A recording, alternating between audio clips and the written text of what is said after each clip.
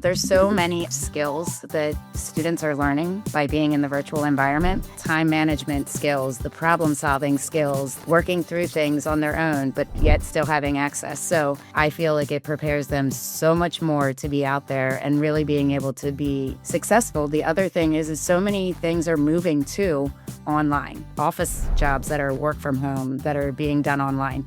Colleges that are being done online. So many different opportunities, are now being done online that I think that this just really gives them actually a leg up. I mean, everything is so technology heavy anymore. We really are preparing students for any sort of success that they're going to have after high school.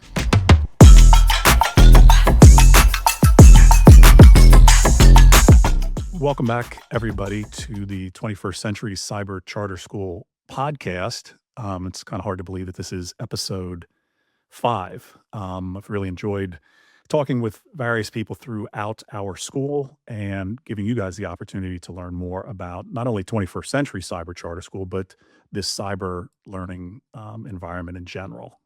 Today, we have a good group. We have a really talented group, an experienced group, and I'm excited for you to learn more about them and more specifically, what the role of student services looks like in a school. And again, more specifically in our cyber environment. So I'm going to introduce the 4 guests that we have today and allow them to, introduce themselves and tell you a little bit about them. So I'll start with Mr. Jason Palaya, who is our Director of Student Services. So welcome, Jason. Thanks, Dr. Flannery. I've been Director of Student Services for the past 3 years at 21st Century Cyber Charter School. It's been a wonderful experience. Majority of my career, 27 years in education, majority of my career has been in a brick-and-mortar school district located in Chester County. However, the transition into the cyber world has been extremely rewarding, and the role that I serve at 21st Century really specializes in unique services for our students, such as special education, 504s, our English language learners, and reading specialists. All right, thank you. Dr. Heather Messenger is with us today, and she's our Supervisor of Student Services. So welcome, Heather. Thanks, Dr. Flannery. Good morning, and thanks for having me.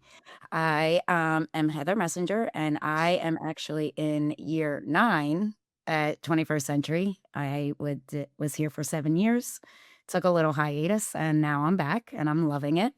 And I work alongside Mr. Palaya and assisting with supervising a lot of the supports that he already mentioned, but specifically our school counselors, school nurse, the gifted programming. I do a lot of work with MTSS, and I am loving being back at 21st Century. So good morning, and thanks for having me. And we are happy that you are back at 21st Century. So also joining us today, Mrs. Caroline Wagner. So welcome. Thanks for joining us. Thank you. Good morning. Thank you for having me. My name's Caroline Wagner. I am the department head of the special education team here and one of our teachers. I've been in education for the past 9 years and with 21st Century for the last 7 years. It's absolutely an amazing school, and I look forward to talking more about our services here. And last, and of course not least, is Mr. Stephen Harris. Welcome, Stephen. Hi, thank you for having me, and good morning. I am Stephen Harris, and I've been in education in various roles for the past 6 years. This is my 3rd year at 21st Century Cyber Charter School, and it's been fantastic. It's been a wonderful experience with the students primarily, and of course my coworkers as well. All right. So the term student services, people who are watching or joining into our podcast, they say, well, student services, what exactly does that mean? Because I know the world of education is filled with different jargon, different acronyms, abbreviations, and stuff like that. And we've heard a few already, and I know we'll come back to some of them throughout our little chat today. But Jason, I'll let you kind of go first. Student services, very, very broad topic. Tell us, what is student services? It's a huge umbrella, right, over an entire school. Student services, if you think about it, is truly all the specialized services that we provide to our students. You've heard a lot of them mentioned so far from Dr. Messenger and I. But specifically, what we're doing is taking a look at students' unique learning styles, and we are trying to target those styles and provide interventions or supports that will enable them to participate in general education classes, just like any of their typical peers would. As we said, it encompasses special education, where our students with IEPs are provided specific services depending on their learning disability, whether it be in reading or mathematics. We have students that are receiving supports through 504, which could be medical needs that the students have. And a lot of times our counselors are the ones working with our students with the 504 plans. We have a very large, for the size of our school, population of English language learners. It has grown immensely since I've been here. We were a very small population when I started, and we've probably quadrupled since I started 3 years ago, which is fantastic. They bring a whole different perspective to the classroom. Many of them are from families that do not speak English as a first language, and we provide supports not only for the students, but also for the families. We also are responsible for nursing. You would be surprised if you're not from a cyber school, but yes, we do have a nurse. And there are various needs that our children have that we need to meet through the nursing department. We also have our students that are gifted, and we provide them with challenges within the regular ed classroom, but we also provide supports outside of the classroom for them so they are challenged. One of the other unique parts of our programming here at 21st Century is that we have a very strong CTE program and also dual enrollment program where our students can participate in classes at a technical high school, receiving credits, but also sometimes certifications in the field that they want to enter when they graduate high school. And then we have students that are taking college level courses, so they're getting dual credits, both college and high school credits, and building those credits from when they graduate here to enter into college in future years. So I think I nailed all the aspects of student services, but I'll let Dr. Messenger, if I missed anything, she can follow up. I was going to say, don't sell us short. The list continues. Student services, we also have our social workers. So they are working with our students, doing various groups, and that could be social skills, executive functioning, any sort of group that they might need. And they also provide individual sessions for our students as well. Under us, we also have our school counselors, and our school counselors do a tremendous job working with our students. They're really growing the program over the past couple years, really looking to do things kind of outside of the box and having a lot more career days and having evening sessions for our students and our families, and really making sure that they are assisting our students to get wherever they want to be successful, whether it is, in the tech world, or if they want to go on to college or they're going on to the military. I have school counselors that are working with students that have already graduated and are coming back because they need help, and they're more than willing to do that. So we do have that. And last but not least, I think, covering all of our categories, we also have our home and school liaisons who are out and across the state visiting our families. And again, that's for various reasons. But just touching base, putting a face with a name, building those relationships and getting out there. And again, it's a big feat. We only have 2, but they managed to get out and make it around the state and visit so many of our students. This year, I feel like we joke around and say that they're going to visit every student at some point throughout the year. So they're doing a great job with that. So I think that covers us all. Like you guys said, it's a big umbrella. So it is sort of all encompassing. And I think I've mentioned this in previous podcasts, but our students do come from all across the state. So it's not like it's just, just in one place. And Heather, I'm glad you mentioned like the home and school liaisons. That's, when we send them out to go visit places, it's not like, oh, it's just next door, it's down the block. In some cases, it can be 3, 4, 5 hour drives to get to a kid's house. But I know you guys would all agree we find it important and it's necessary to make connections. So a couple of different abbreviations thrown out there. So I'm going to throw things to Caroline and also to Stephen. IEP. So that gets thrown around, and some people know it, some do not. So, um, what exactly does that stand for, and what does that look like? And if you would talk a little bit about where you fit into into an IEP. Absolutely. So an IEP is an individualized education program, and is built for students who may need extra services or extra help in a specific area. The idea is that it is individualized and tailored to that student, so no IEP should look the same. It should look different kid to kid.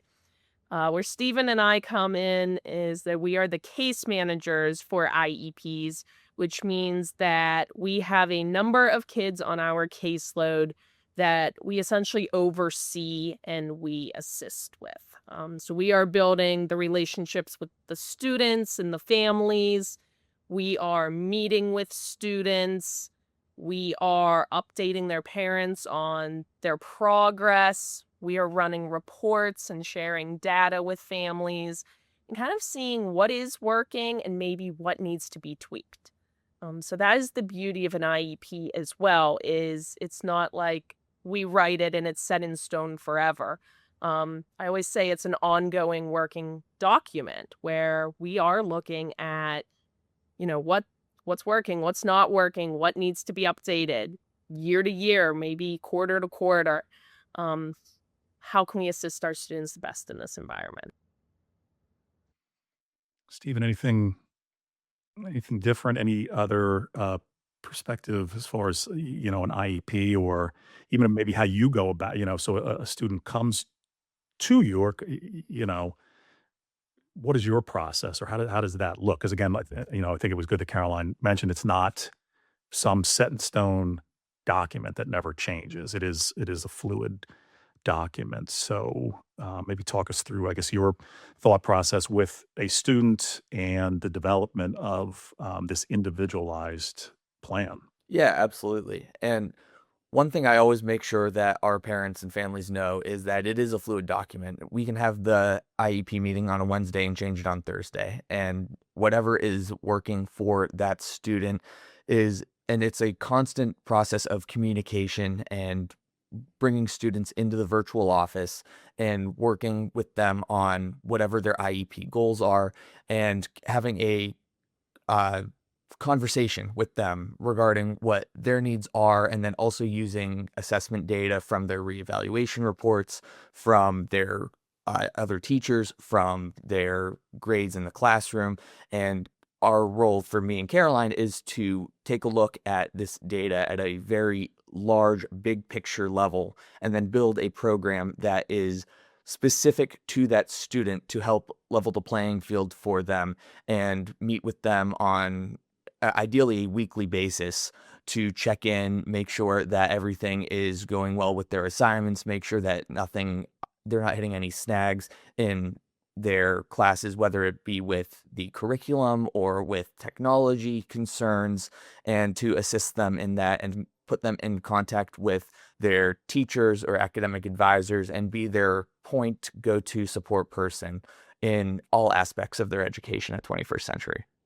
Something else I guess we should maybe touch on is, I don't know if this counts as an abbreviation, it's more of a number, 504 plans.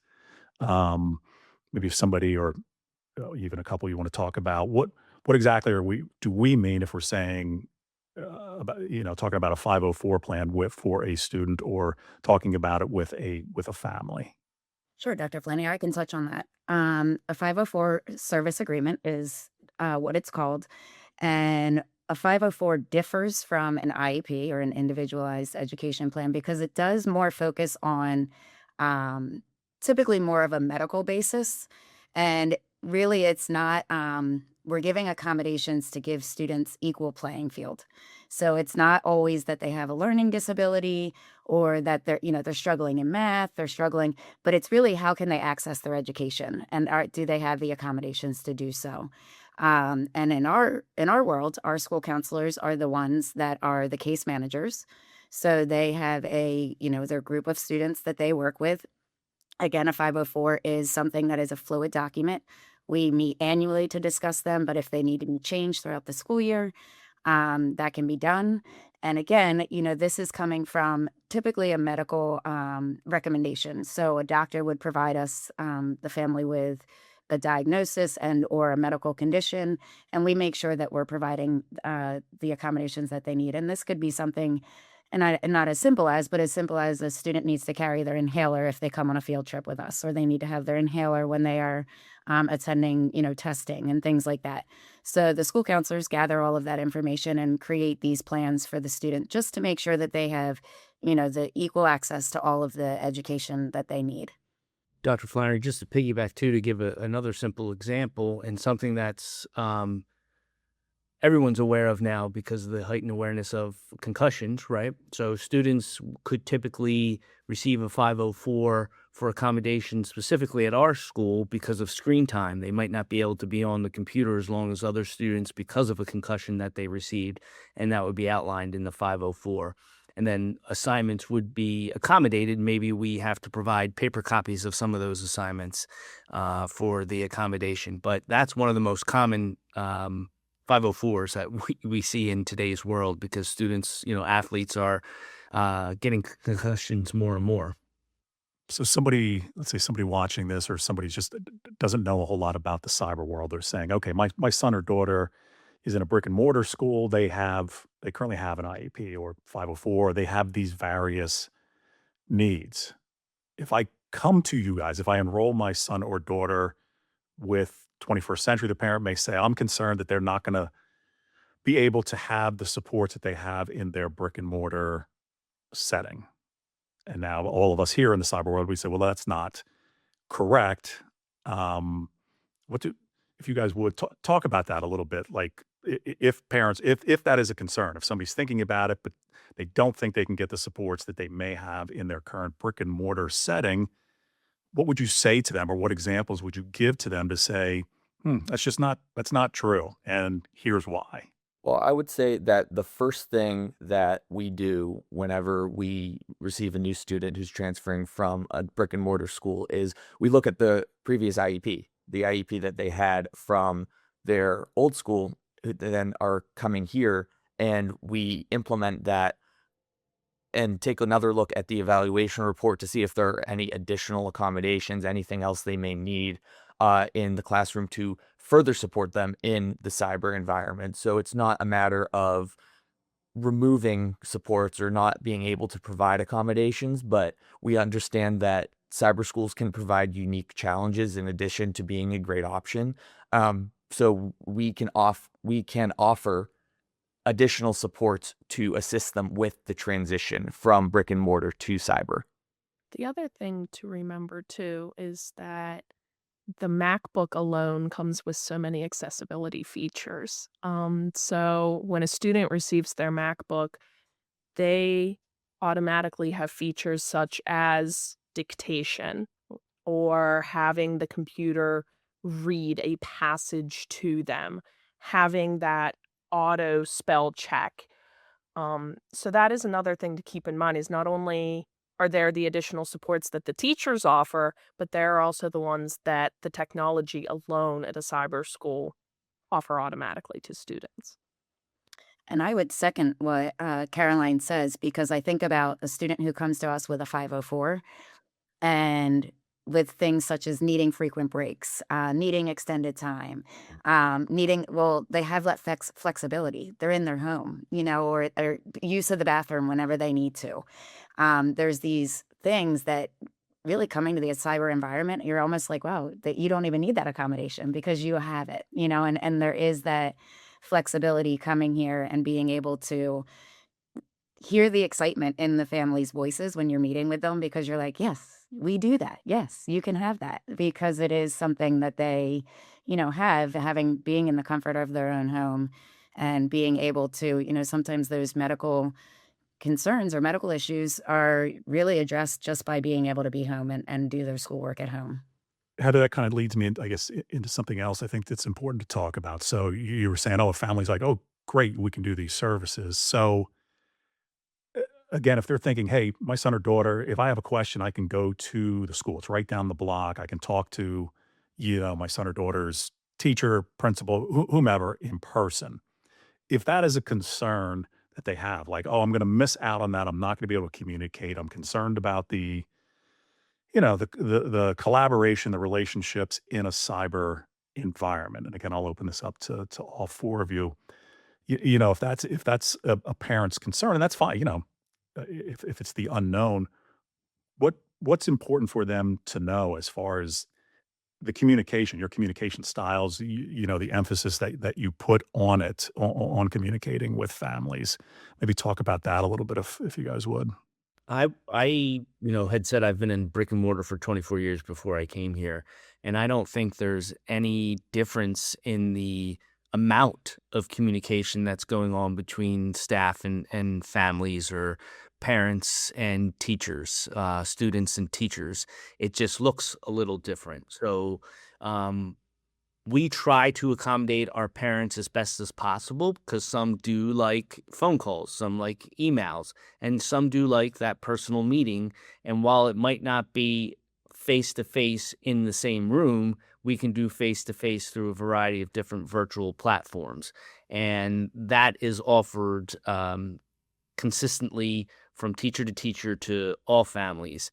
And I think that in some cases, some of our students who are reluctant to possibly participate in a large group class, this environment is better for them because they can reach out to their teacher on the side and have a personal meeting face to face through the virtual setting, or they could do a text or a phone call.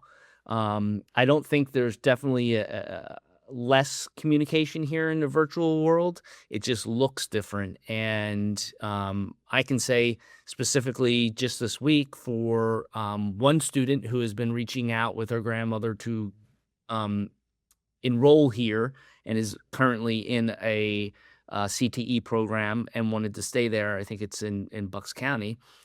We've communicated every day for the past 4 days, whether it be through a phone call, a chat, or virtually, just to make sure that she's enrolled and she can continue the program that she wanted to continue at the CTE school. So we accommodate our parents just like anyone in a brick and mortar school would. At times, I feel that this provides a more comfortable platform for some students. And to piggyback off of what Jason said, we, of course, encourage all of our students to attend live labs and participate in class where they have direct access to their teachers and their other classmates, and that's where learning takes place best. But if there is a student who is very uncomfortable with the group setting and does not want to be in a classroom live with other students, if there's a reason for the situation to be making them uncomfortable, all of our live labs are recorded and posted on Schoology, where they have access to be able to view the recordings and the lesson at their own pace, at their own time. We have several students who have full-time jobs, who they are working throughout the school day. And so during the evenings, they will then log on, watch the recording of the lesson, have the same instruction that all of their other classmates have had.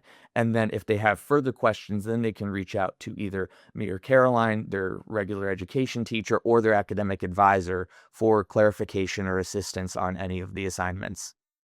And Dr. Flynn, I would say to your question, um, going, and I'll speak as a parent of a student with an IEP, getting in my car and going to the school to have a meeting that, they don't have as much flexibility in their timing. I have to, go at the end of the school day, early in the morning, something along those lines so you can get a whole team together. I often request my IEPs to be right on Zoom or something along those lines because it's the ease, it's the convenience. I can do them, I can do them on my lunch break from here. So it's something to be said in the flexibility of being able to have these face-to-face meetings really at the drop of a dime. If a parent sends you an email and says, and you could say, yeah, I can be available in an hour, or something along those lines. So when you're thinking about building those connections and still having those face-to-face meetings, I think that our environment really lends itself to that and makes it very flexible to do so. Heather, you had mentioned a little earlier about the counselors, and we in one of our previous episodes I had a few counselors on, and it's always a fun bunch to talk to. So I bring up counseling right now because again we're talking about all the different services that under that big umbrella, and a lot of times you think, okay, it's academic supports, but I think schools have become so much more than just academic supports. There's you know, kids are struggling with a lot of different things. There's a lot going on in the world, and it's a different place than when I grew up. I'm dating myself there. That's many, many, many years ago when I was in school. But from, I guess, again, looking at this student services umbrella, the supports that, aside from the academic type things, what are some of the, I guess, challenges, different situations, unique situations of students that are coming to us that all of you guys have to, deal with and work with, again, maybe on a daily basis or probably much more frequently than was the case, back when like Mr. Palaia was in school back many, many, many moons ago. I'll open up the conversation to talk about the school counselors, and then maybe Jason does want to talk about the social workers and actually, or Caroline or Stephen, to discuss how our social workers are really providing a service to our special education students specifically. Um, but I find I actually started here at 21st Century as a school counselor. And so seeing the role evolve, um, our school counselors are hands on at all times. So they're not only dealing with the transcripts and the, college applications and things like that. They also are teaching courses on college and career readiness. They're also, working with our students. We have homeless students that they're working with. We have students that are coming to us that may have had some trauma in the past.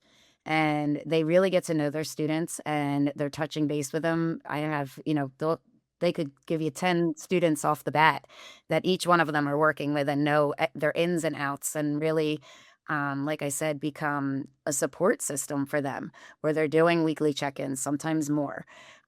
They build great relationships. I know we have our academic advisors and they build great relationships, but our school counselors, we can often go to and say, hey, send a text to that student because they've been talking to them and they know they know how to get in touch with them. They're very much a point of contact when we're trying to, figure out what's hindering this student. Why aren't they engaged? Why aren't they coming? And they tend to know their background and can give you a wealth of knowledge about these students. And it isn't always just that academic piece. It is that social emotional learning.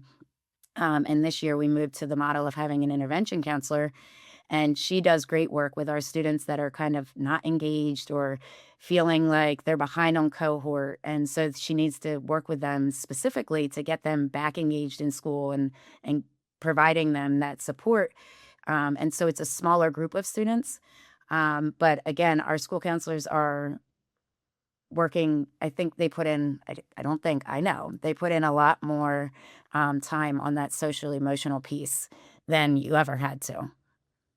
So just to take that a step further with our social workers, they are working on a larger stage with students who may be struggling with some mental health issues, anxiety. They're meeting with our students often one-on-one, sometimes in small groups. They do social groups with students so they can engage with their peers and have conversation. But they are a support for students truly who have some emotional needs that were not being met, whether from, previous services that they were receiving, but they're getting those services now within our school. And I think it's a critical role. It's a newer role for our school.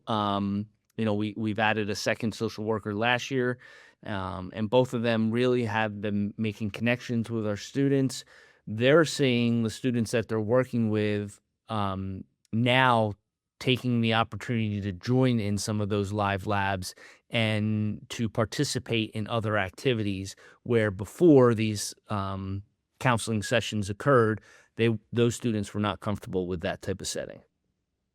Caroline and Stephen, what in your time of working with our students and the ones that you've seen be successful, make progress, what are some of the qualities, characteristics that you see of those students that you would say help them be successful in this environment? What are things that you see those successful students do on a consistent basis that you would say, hey, if you do these types of things, it's been, I've seen it work. And what would you pass along to families or to students to say, you can be successful in this environment if you do these things? Yeah, I would say really taking advantage of the cyber model.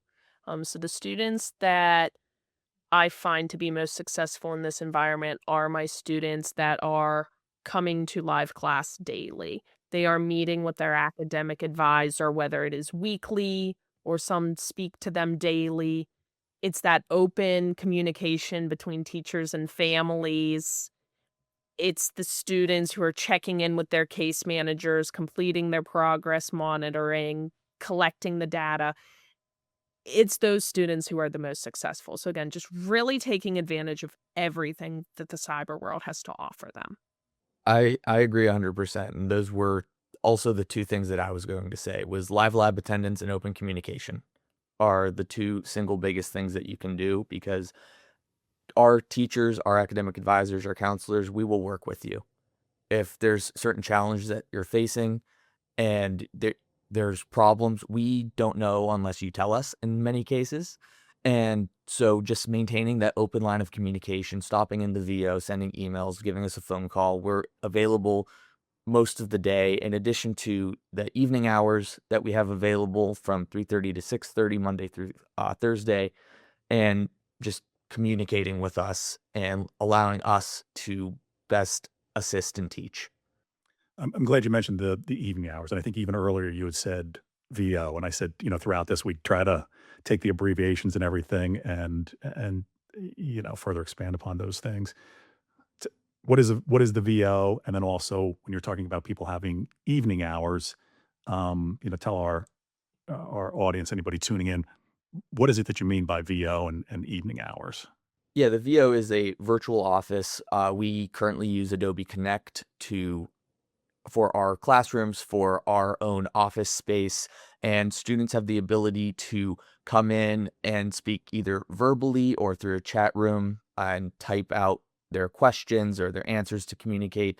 And they have the ability to share their screens so we can see what they're seeing verbatim on their computer screen. And then we can walk them through, in some cases, click by click, what they need to do in order to submit an assignment, or if there is a tech issue that they are facing, then we are able to help them out. And evening hours there's a specific virtual office that is available Monday through Thursday from 3:30 to 6:30. Like I said earlier, we have students who will work during the school day, and if they are concerned that there are any problems with being able to access their teachers, there are teachers available after school hours in the evening during the week that are live, that are there ready and willing to answer questions. Dr. Flannery, I wanted to speak on, and only because Stephen brought this to my attention when he was talking about walking students through and, teachers being available in virtual offices and things like that. And as I said, we have a long list of things that fall under our student services, and we neglected to tell you about our orientation team, which is a big part of the school. They are phenomenal women who work with our students. They are the face that the students first see. And the first contacts that our families are getting. So we'd be remiss not to mention them and the hard work that they do. And they too fall under student services. Um, and that's the first time the students are coming into our VO, virtual office, and they come into an orientation virtual office and are greeted by a couple of our teaching assistants that walk them through the 3-day orientation so that we make sure that as soon as our students are starting in their classes, they are really knowing how to use our systems. What are all of our platforms? What is Infinite Campus? What is Schoology? What is Adobe Connect? So all of the different platforms that we use, they make sure that they walk them through that and do a lot of time, spend a lot of time with our students individually if they have questions. And they're in the virtual office for 5 days. Our students' orientation is 3 days, but they remain available to them to come in and ask any questions that they should have.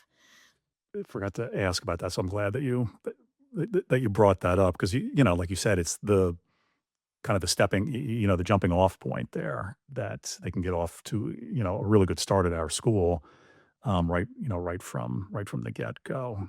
Um, Caroline, biggest challenge in your role, and it doesn't have to be just because it is a cyber environment, and perhaps it is, but is there one or two things that pops into your mind that is a you know, a challenge, or even maybe sometime a frustration? Because we were talking about what are the things that families, students need to do to be successful. Sort of turning that challenges or frustrations that you experience because you're working with families and students, on a daily basis. Yes. And I would say my answer to that question is similar, but the opposite to when you asked me earlier what makes a student most successful here. One of the biggest challenges is when we, you know, have that student or family where the communication is limited. And those are the students who, it's harder to sometimes check in or to see them when the communication is going one way. So I would say that is the biggest kind of challenge and frustrations. Here's what do you do when you have that student who you see is not coming to live class, is not reading their email, answering their teachers, is at risk of now not passing their classes. Kind of how do you, I guess, make that connection to invite them back in and get them to where they need to be? Before I forget, I want to come back to, again, a couple of abbreviations. Heather mentioned one earlier. So a couple of different things I think it's just important for people to know. I'll throw them out.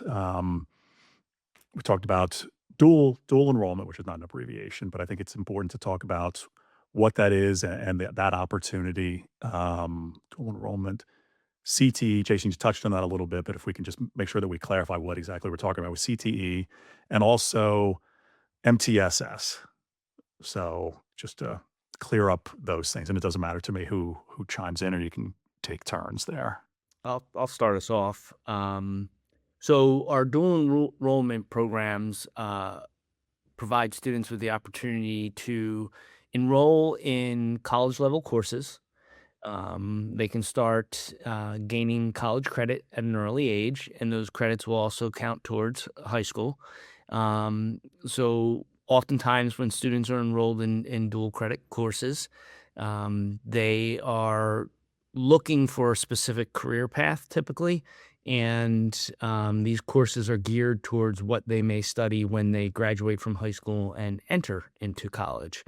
So it gives them a little bit of a leg up. So they're starting college level courses before they even enter college. In the same respect, though, are CTE, which is college and or career and technical education. So the CTE programs are programs that typically provide students with an opportunity to gain access to maybe a trade or another course that they want to take, focusing on studies that might not be provided in a typical brick and mortar school or a virtual school. And I can, as an example, it could be cosmetology. The student might want to enter the world of cosmetology after graduating from high school, because not all students need to go to or should have to go to college. This provides them with a different opportunity. We have students that are taking carpentry classes. Some students are in classes where they're learning to be mechanics. So this gives you an opportunity to look at a specific trade that you may be interested in, and gives you the opportunity to gain some experience there and oftentimes a certification. I can speak from personal experience with my oldest son, who we live in Chester County, Pennsylvania, and he attended the Chester County Intermediate Unit, their CTE program, and he focused on cinematography and entered college with a great background. Was actually able to start off his college career as one of their sports photographer because of the background that he gained from being in a CTE program. So I think from a perspective of a parent who has currently a student in high school and one that has graduated high school, we as a cyber environment often offer just as much and sometimes more than a brick and mortar school for opportunities for our students. And then I'll talk a little bit about a multi-tiered system of supports, which is MTSS, which has been a focus of our school for the past 2 years. And to simplify it, we know that not every student is learning and acquiring knowledge at the same rate or the same speed. And we have our curriculum that we're implementing, and that curriculum doesn't always meet 100% of the students' needs. We may be meeting 85% or 80% of the students' needs, and that would be our Tier 1 service, that general curriculum that we're offering. From there, if we're targeting specific students that we know that general curriculum is not working, we may need to provide a Tier 2 intervention, and that intervention would target specific deficits that students may have within our curriculum. And I think that our teachers have been working very hard to try and create and develop some Tier 2 services. This is something that we're going to continue to work on over the next few years. But also, we've been fortunate enough that we have in our department federally funded grants that support some of those services. So we're receiving Title I, Title II, Title III, and Title IV funding. And our Title I funding is now currently being used for reading specialist support. And those reading specialist supports are providing a tiered level of supports for students who just are not quite able to gain access to our Tier 1 supports. So it's just another intervention that we have here at 21st Century. I mentioned Title II and Title III and Title IV. Title II actually is funding that we use for our teachers, and that provides professional development. And a lot of that professional development is focused on MTSS. So those Title II funds cover that professional development. Title III focuses on our English language learners, and that provides funding that we can use to support those learners and our English language teacher. And then finally, Title IV is also a federally funded grant that is providing us funds that we used to offset the cost of our dual enrollment programs and our CTE programs. And I think it's important for families to know that if you enroll in those programs, it is at no cost to the families. It's covered by 21st Century Cyber Charter School. And I'm sure Dr. Messenger would like to jump in on the MTSS also. I think you did a wonderful job explaining MTSS. I just think it's important that we also note that when we're looking at the MTSS framework, it's really very data-driven and on the decision-making. And I think that we are doing a great job in expanding MTSS and really providing a lot of professional development to our teachers and our counselors to be able to use data.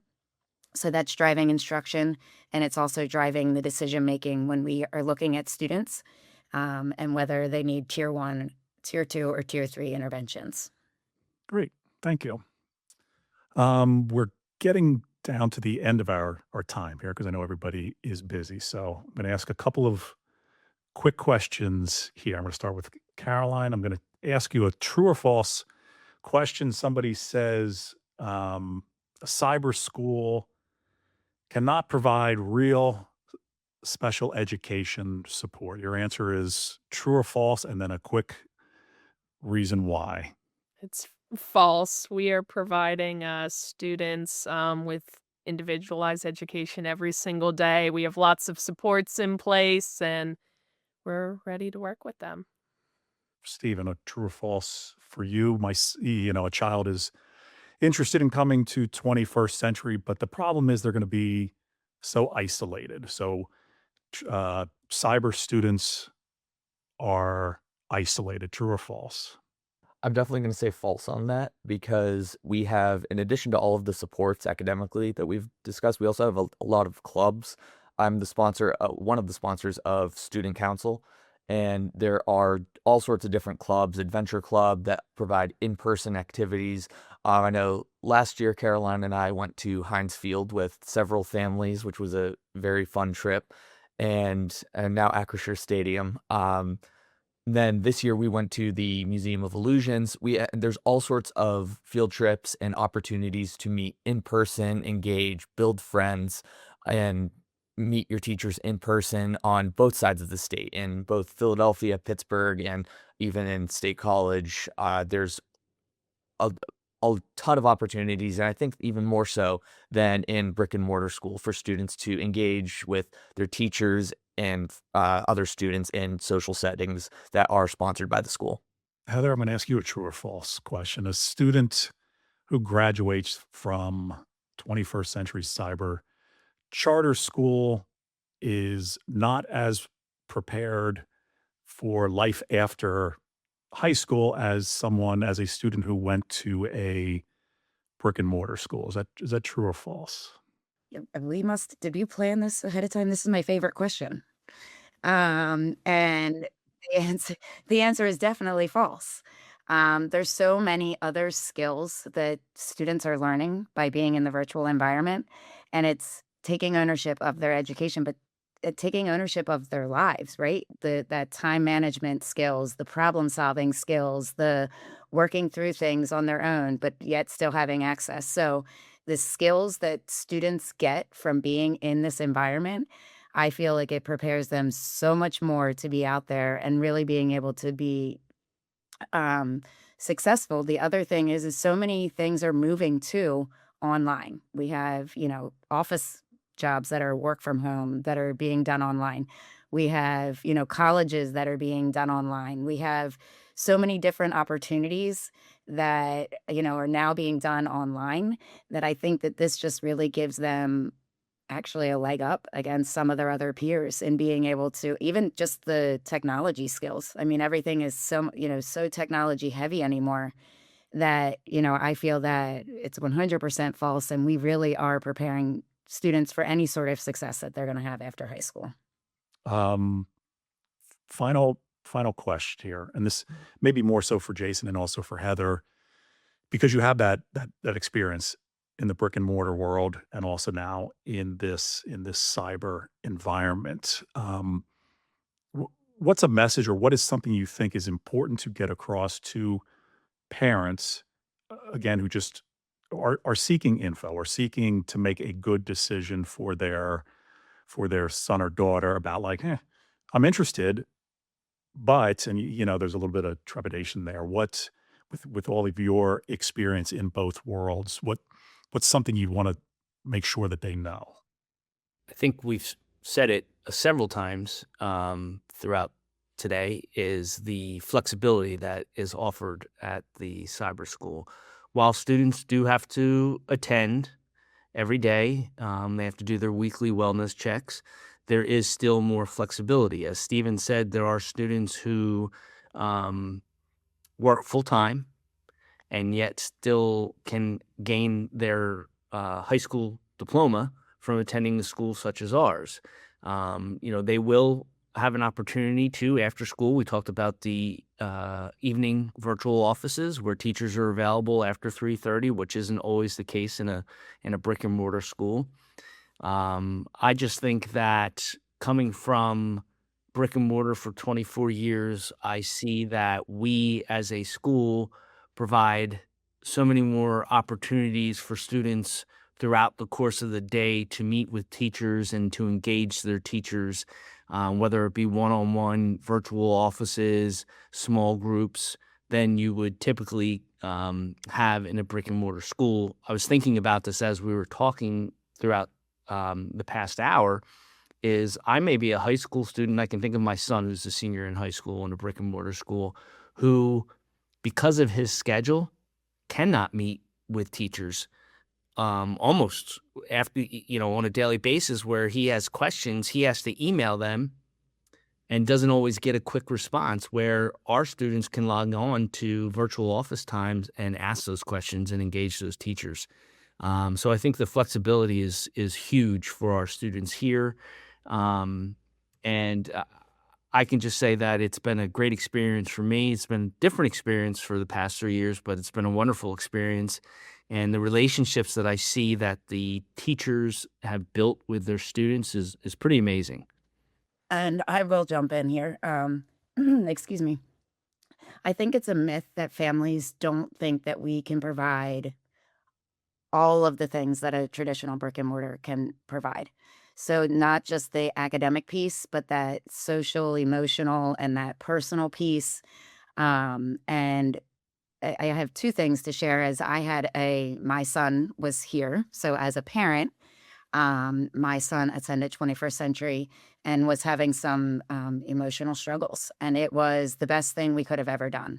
And so I do say I saw him flourish. I saw his grades go up. I saw, the success that I hadn't seen in him in many years. So I think it's important to understand that we do encompass and work with the whole child. It's not just academics.